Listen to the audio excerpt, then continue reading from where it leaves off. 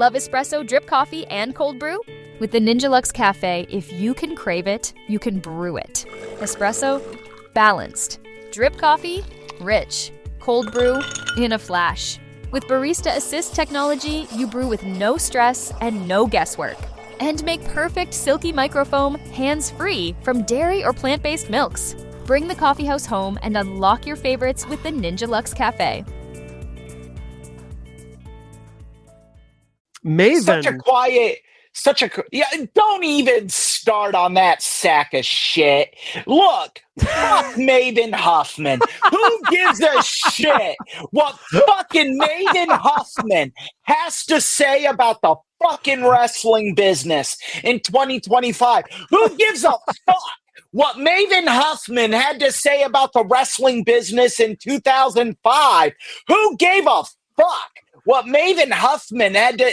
Fuck Maven Huffman. You didn't even earn your spot in professional wrestling.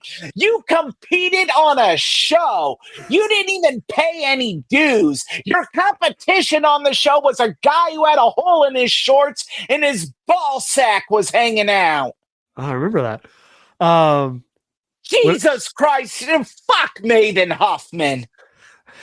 Well, I've actually enjoyed some of his content, but I will just say... No, I don't enjoy any of his content.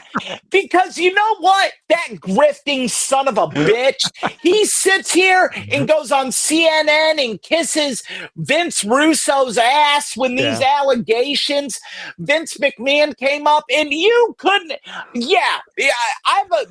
people are like, oh, Maven Huffman was close to Vince.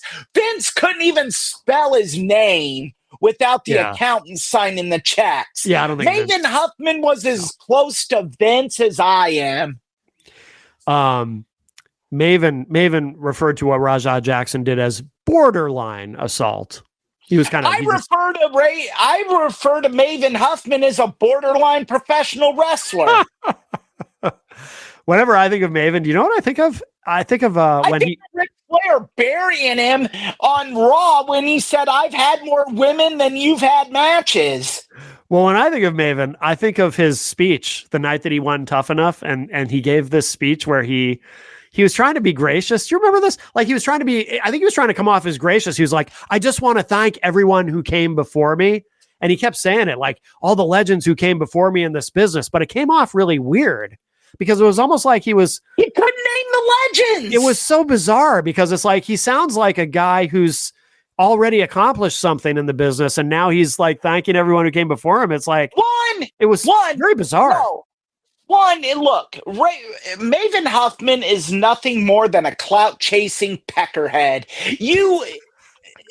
This guy gets on his podcast, and it's like every episode he has a new best friend in the business.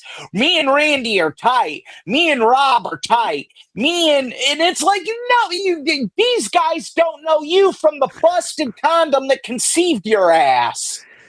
All right, now, if a genie offered you a choice, either Rajah Jackson could be charged with murder, or for some unforeseen reason, Maven Huffman could be charged with murder, who do you pick? Ooh. Oh, that's tough. That's tough.